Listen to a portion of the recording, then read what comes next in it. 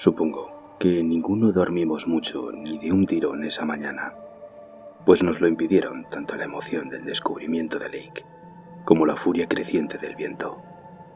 Tan violentas llegaron a ser las rachas, incluso donde nos encontrábamos nosotros, que no pudimos sino preguntarnos qué estaría sucediendo en el campamento de Lake, justo al pie de los vastos picos desconocidos donde se originaban.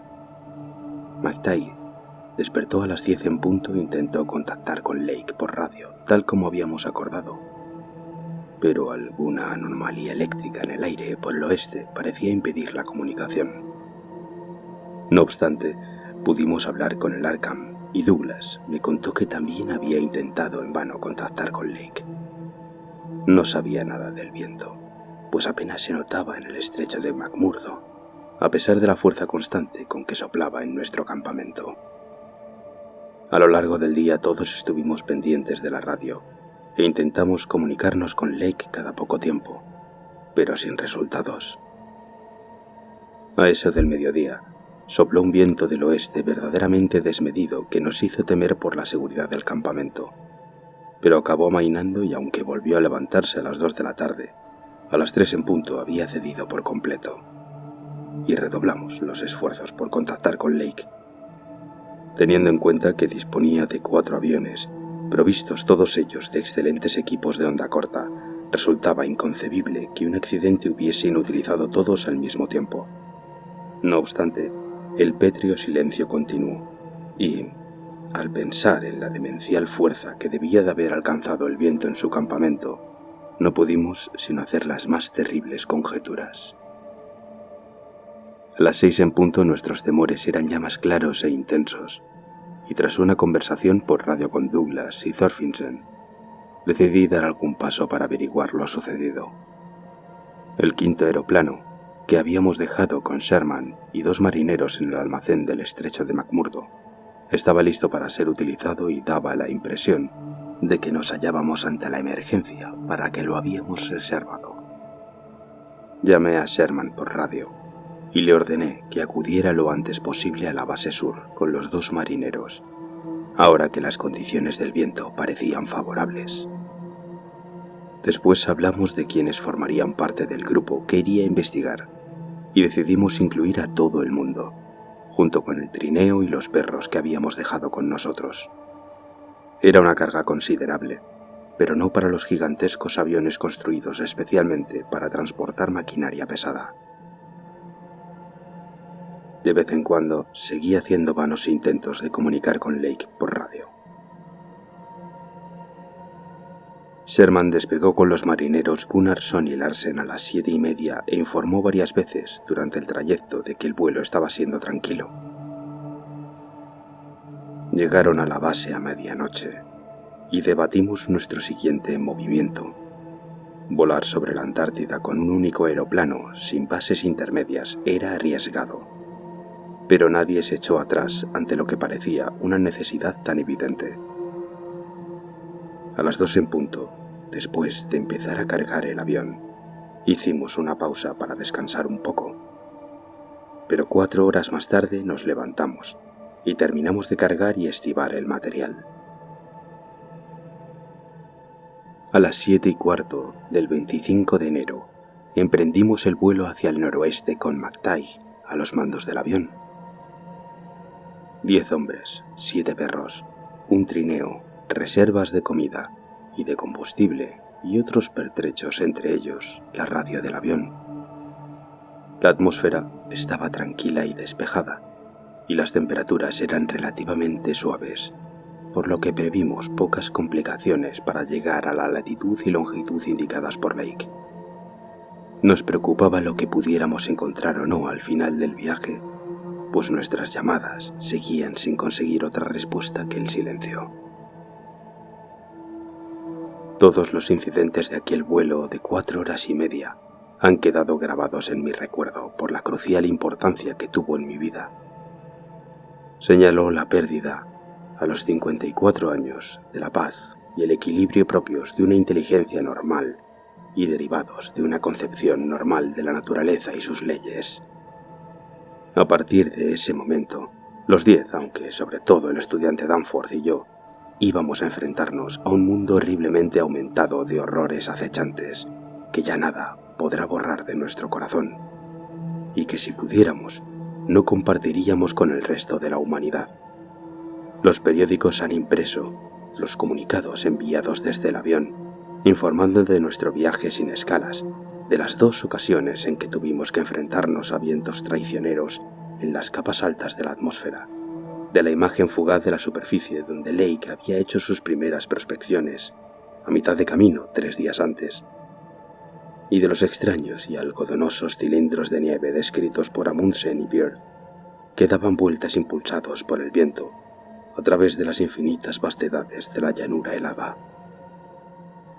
No obstante, llegó un momento en el que nuestras sensaciones dejaron de poder expresarse con palabras comprensibles para la prensa, y posteriormente nos vimos obligados a adoptar una estricta censura.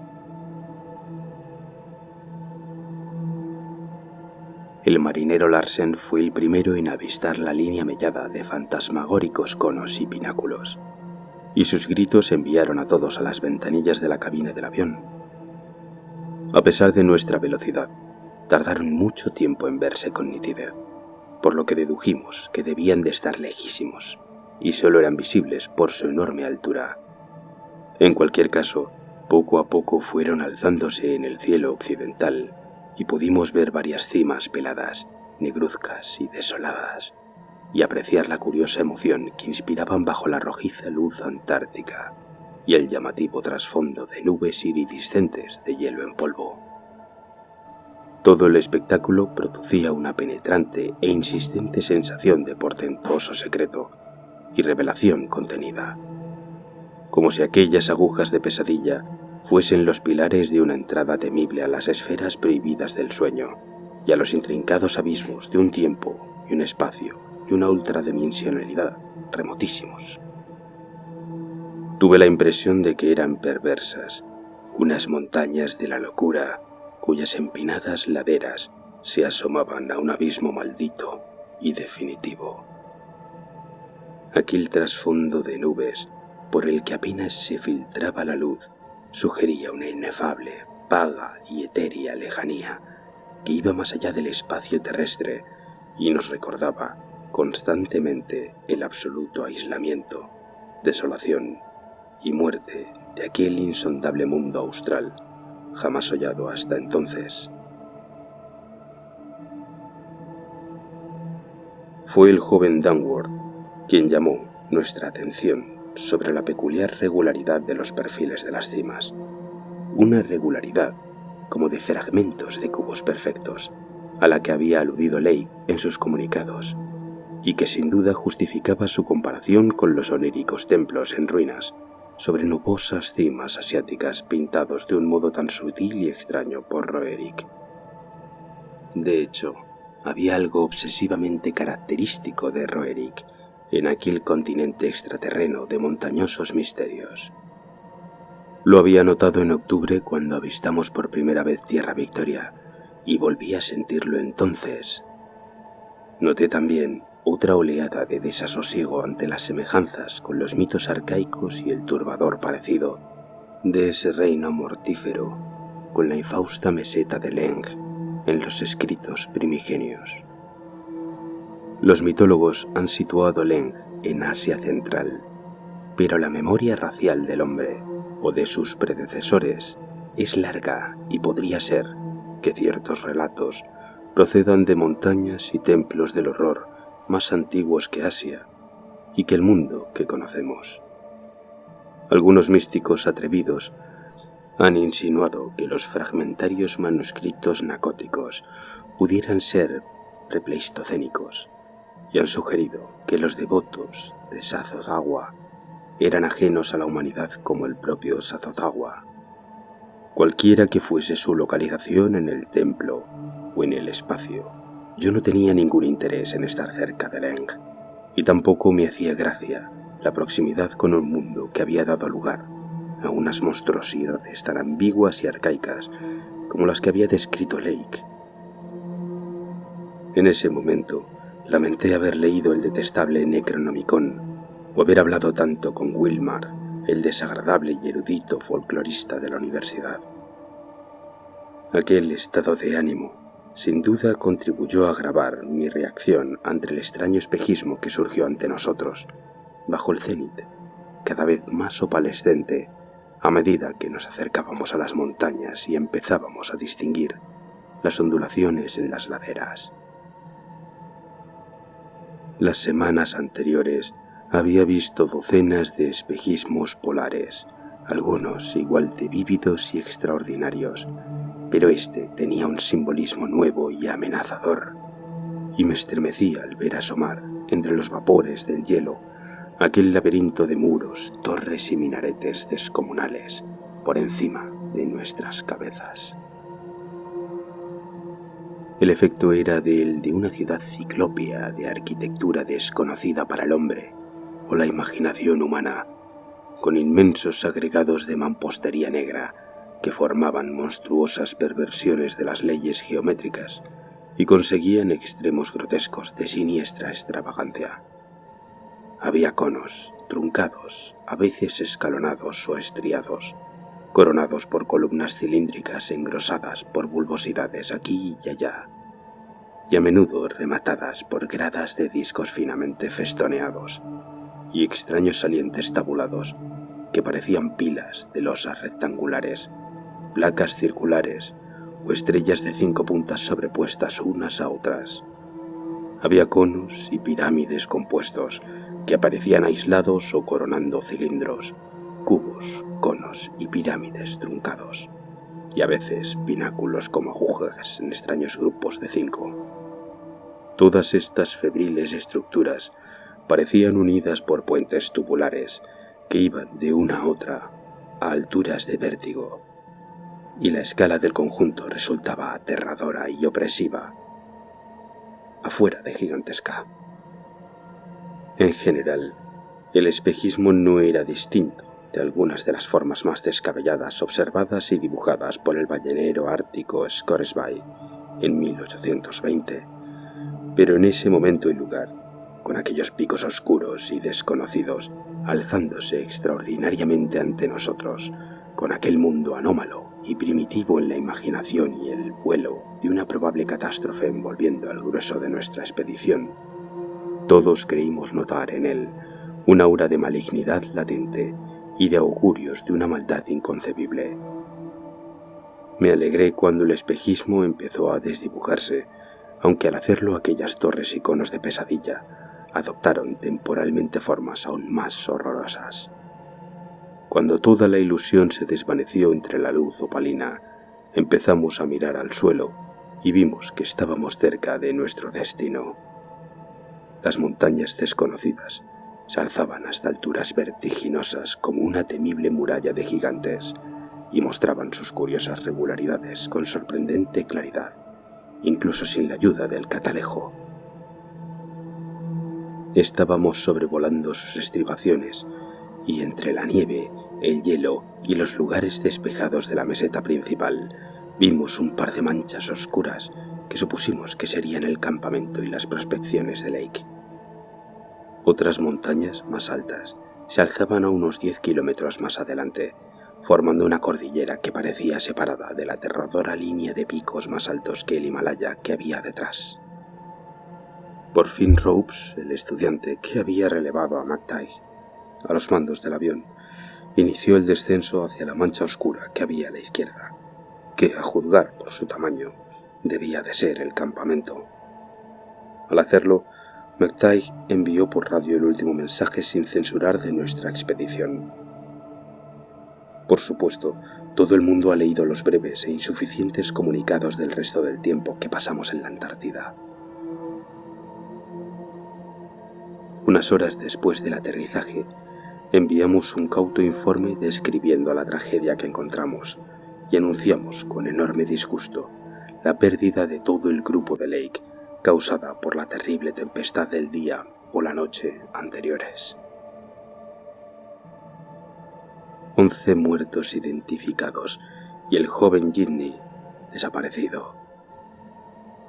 La gente disculpó nuestra nebulosa falta de detalles porque se hizo cargo de la impresión que debía de habernos causado un suceso tan triste, y nos creyó cuando dijimos que la acción del viento había hecho imposible la recuperación de los cadáveres. De hecho, me alegra pensar que, a pesar de tanta desolación, perplejidad y un horror que atenazaba el alma, apenas faltamos a la verdad. Lo verdaderamente significativo fue lo que no nos atrevimos a contar y que tampoco contaría ahora si no fuese para prevenir a otros de unos terrores innombrables. Es cierto que el viento había causado espantosos destrozos. Es más que dudoso que hubiesen podido sobrevivir, incluso sin lo otro. La tormenta, con su enloquecida furia de partículas de hielo impulsadas por el viento, debió de superar a cualquier otra con la que nos hubiésemos enfrentado hasta entonces. Uno de los cobertizos de los aviones, por lo visto no estaban suficientemente reforzados, quedó prácticamente reducido a polvo, y la torre de perforación estaba hecha a pedazos. El metal de los aviones y de la maquinaria del taladro estaba bruñido por la abrasión, y encontramos dos de las tiendas más pequeñas en el suelo, a pesar de los parapetos de nieve. Las superficies de madera que habían estado expuestas al viento estaban picadas y desprovistas de pintura, y todo rastro de huella en la nieve había desaparecido. También es cierto que no encontramos ninguno de los ejemplares biológicos arqueozoicos en condiciones. Recogimos algunos minerales de una enorme pila, entre ellos varios de aquellos fragmentos verdosos de esteatita cuya forma de estrella de 5 puntas y leves marcas de puntos habían motivado tantas dudosas comparaciones, y algunos huesos fosilizados, entre los que se encontraban los ejemplares más característicos y curiosamente dañados. Ninguno de los perros sobrevivió.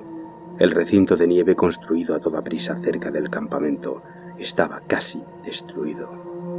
Es posible que fuese la acción del viento, aunque un agujero por la parte del campamento que quedaba a resguardo del viento parecía indicar que los propios animales debían de haberlo excavado en un frenético intento por salir de él.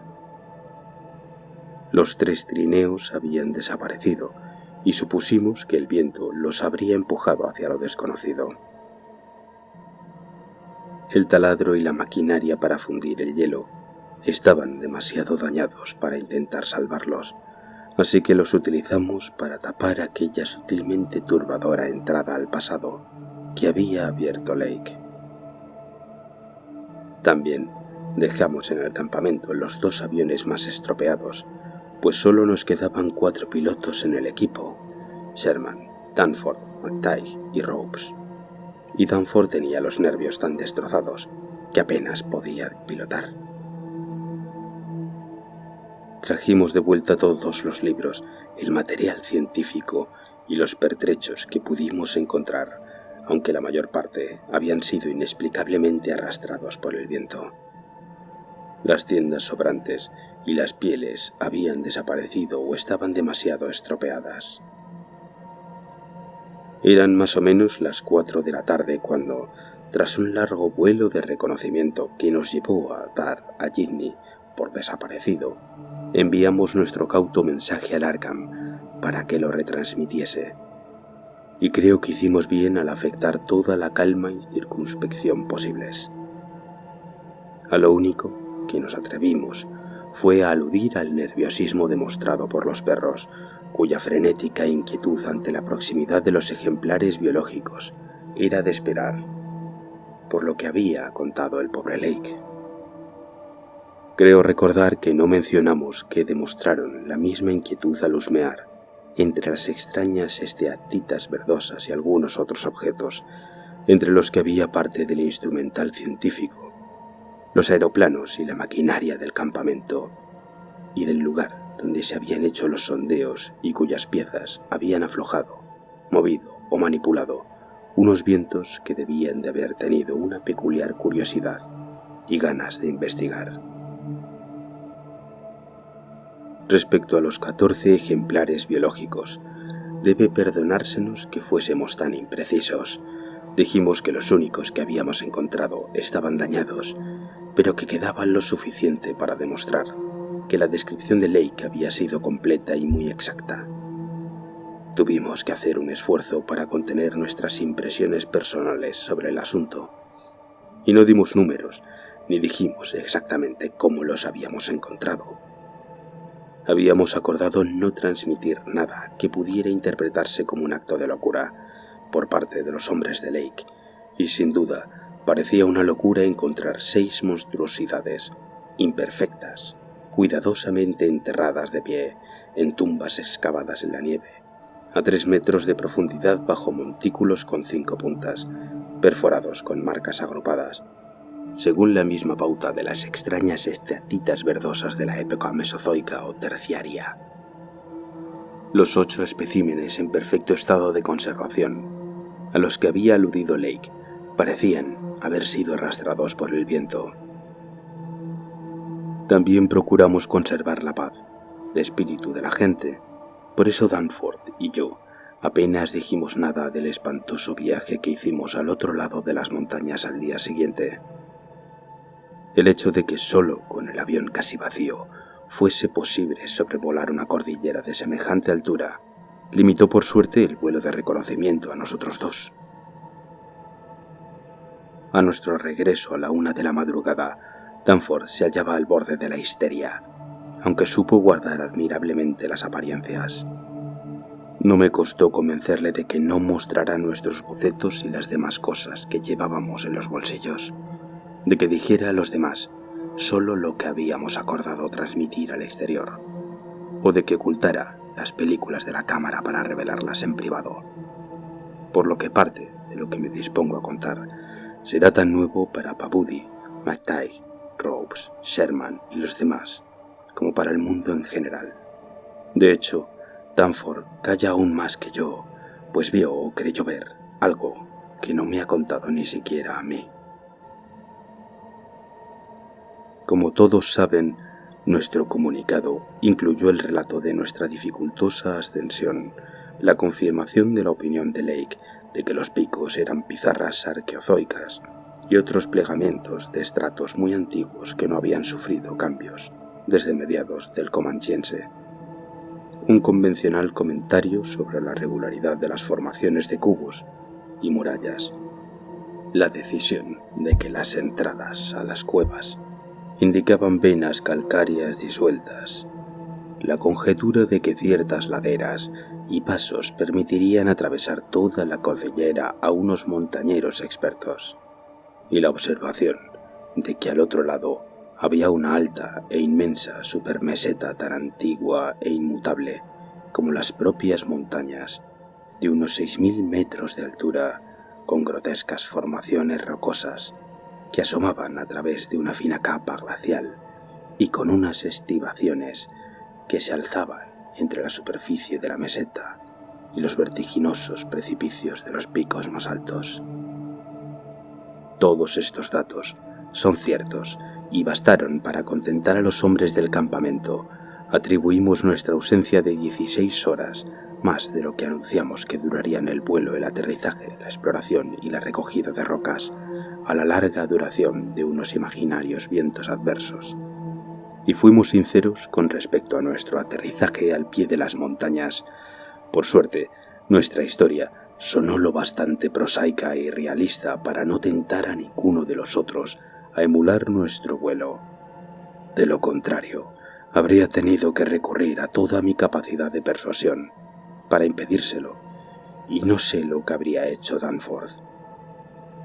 Mientras estuvimos fuera, Pabuddy, Sherman, Ropes, McTighe y Williamson habían estado trabajando sin parar en los 2 aeroplanos en mejor estado y habían conseguido repararlos a pesar de las inexplicables manipulaciones sufridas por los motores.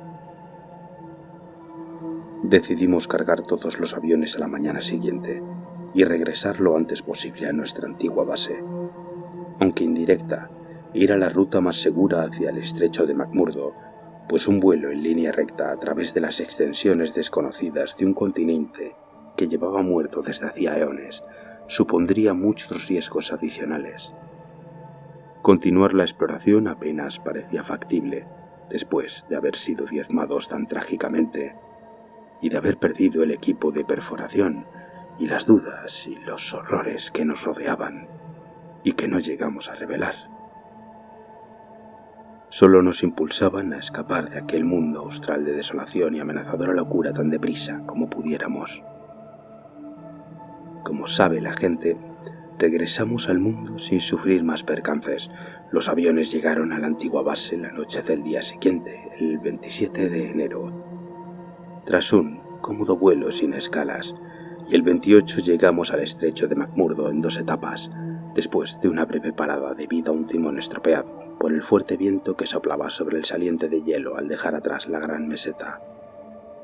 5 días después, el Arkham y el Miskatonic, con todos los hombres y el equipo a bordo, dejaban atrás el cada vez más grueso banco de hielo y ponían rumbo al mar de Ross, con las burlonas montañas de Tierra Victoria, recortándose por el oeste bajo el turbulento cielo antártico y el viento que no paraba de gemir, con un amplio rango de silbidos musicales, capaces de helarle el alma a cualquiera.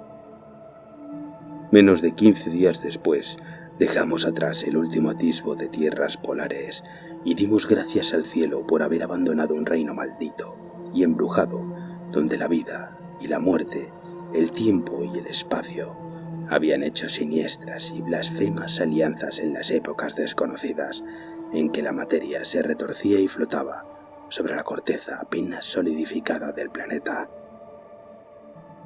Desde nuestro regreso, todos nos hemos esforzado en desaconsejar cualquier expedición antártica y hemos callado ciertas dudas y conjeturas, con loables unanimidad y fidelidad. Ni siquiera el joven Danforth, a pesar de sus crisis nerviosas, ha vacilado ni revelado nada a los médicos. De hecho, como he dicho ya, hay algo que creyó ver y que no me ha contado ni siquiera a mí, aunque estoy convencido de que si lo hiciera, mejoraría su estado psicológico. Podría explicar muchas cosas y suponer un gran alivio, aunque es posible que se tratase solo de la consecuencia ilusoria de una impresión anterior. Esa, al menos, es la sensación que tengo, después de los raros momentos irresponsables, en los que murmura cosas inconexas, que niega con vehemencia en cuanto vuelve a dominarse. Será difícil disuadir a otros de que viajen al Gran Sur Blanco, y algunos de nuestros esfuerzos podrían perjudicar nuestra causa al llamar su atención. Deberíamos haber sabido desde el principio que la curiosidad humana es inmortal y que los resultados que anunciamos bastarían para acicatear a otros en la eterna búsqueda de lo desconocido. Los informes de Lake sobre esas monstruosidades biológicas habían despertado el interés de biólogos y paleontólogos, aunque tuvimos la sensatez de no exhibir los fragmentos de los ejemplares enterrados, ni las fotografías de cómo los habíamos encontrado. Tampoco mostramos los misteriosos huecos cubiertos de cicatrices, ni las esteatitas verdosas, y Danforth y yo hemos guardado celosamente las fotos y los bocetos que hicimos en la supermeseta al otro lado de la cordillera, así como las cosas arrugadas que alisamos, examinamos, aterrorizados, y nos llevamos en los bolsillos. Pero ahora el grupo de Starkweather Moore se está organizando con mucha más minuciosidad que nuestro equipo, y si nadie los desanima, llegarán al centro mismo de la Antártida y fundirán y perforarán el hielo hasta sacar a la luz algo que podría acabar con el mundo tal como lo conocemos. Por ello, debo dejar a un lado mis reticencias, incluso sobre aquella cosa definitiva e innombrable al otro lado de las montañas de la locura. Hola y gracias por escucharme. Espero que hayas disfrutado de la narración de hoy. Siempre estoy buscando nuevas historias que contar. ¿Hay algún relato que te gustaría oír? ¿Algún caso o tema que te apasione? No dudes en dejar tus sugerencias en los comentarios. Tus ideas son invaluables para mí y este canal se nutre de tus pensamientos y creatividad. Muchas gracias y un abrazo.